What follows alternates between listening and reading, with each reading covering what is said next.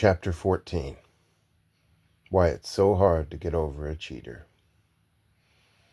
It's hard to get over a cheater because when you leave the relationship, there are two people you must mourn. One is the asshole who cheated on you in all their flawed, unfaithful glory. This is the person it is easy to get mad at. The person it is easy to cut off contact with. The person it is easy to talk shit about while you're out for cocktails with your girlfriends at night. It's the person you are glad to be leaving because you know that you don't deserve their bullshit in your life. The other person you must get over is the person you thought they were. The relationship you thought you had. The trust you so carefully built, not knowing that the foundation was made up of quicksand. It's not the cheater you were mourning at 4 a.m. when you come home from the bar alone and want to call them up and tell them they're forgiven.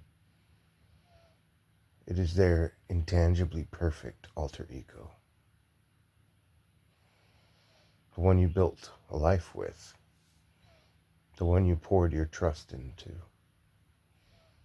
The one you thought would always be there until they weren't. You hate the person they turned into, but love the person they were. Love the way things were.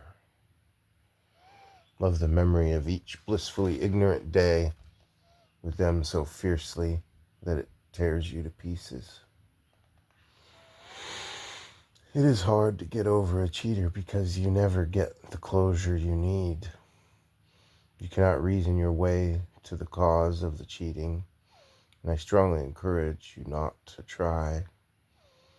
The back of your mind will only make up reasons that scathe you. You weren't funny enough, sexy enough, or enticing enough. You didn't pay enough attention. You didn't make enough time. With every magazine title screaming, ways to please your lover, and how to not scare the good ones away, you begin to suspect that it was your fault they cheated, not theirs. You know logically this is not true, but it feels true. The harder you search for a reason, the more the truth evades you.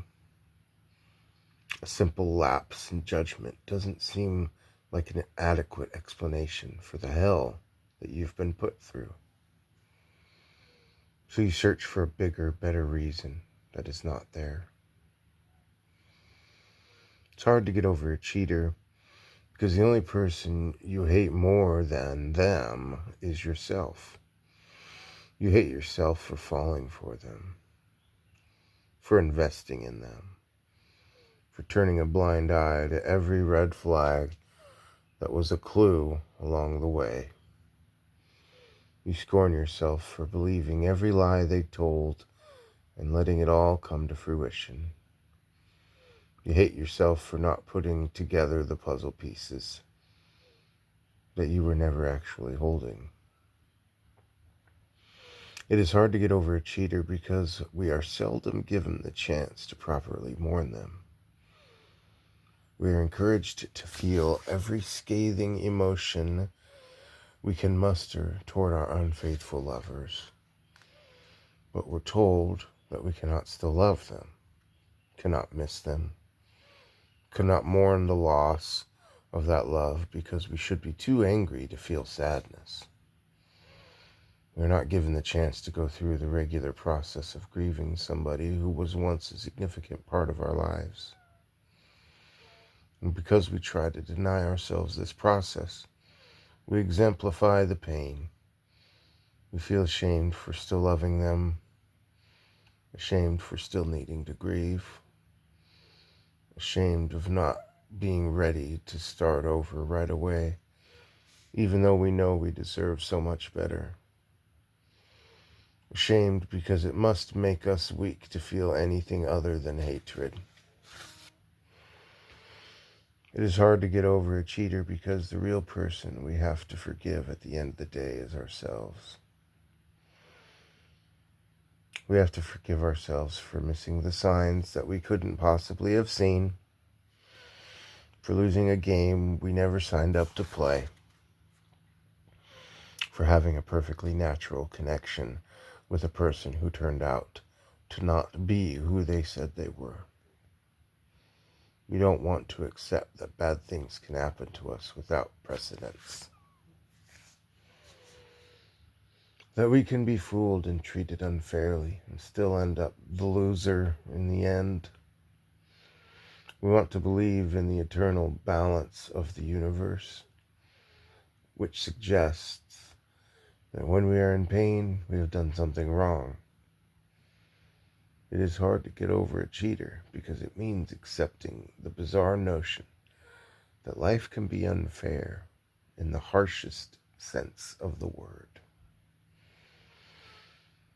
It is hard to get over a cheater because a betrayal of trust turns your world upside down. And the only way to flip it right side up again is to give ourselves permission to work through it, to accept what happened, to mourn someone we hate, to grieve a relationship we walked away from, to work through every paradoxical situation we encounter until we come through on the other side, the side with a clean slate, the side where we don't suspect that we deserve better, we know, and the side where we are proud of ourselves for never accepting any less.